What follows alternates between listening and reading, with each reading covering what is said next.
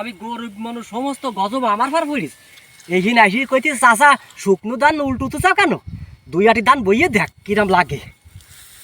আরে কি কষ্টের ফসল করলাম, ধানগুলো কলাই গেল। ও আচ্ছা, হ্যাঁ এ সোনু দান উল্টো পাল্টা কইতেছ কি আইলো?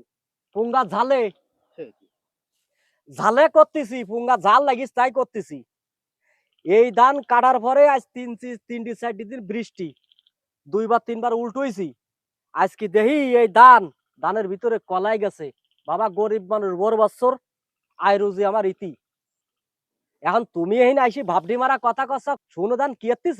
চাচা, হ্যাঁ তুই এত রাগ দেখাইতেছ কেন? এ রাগে কোনো কথা? ইয়ে এ কি মানুষের কাজ? এ আল্লাহর হাত। আল্লাহ যা করবে তা ভালোর জন্যই করে। আবার এমন হতে পারে তোমার পাপের ফসল এই, বুঝলি? এই জন্য এরকম হতেও পারে।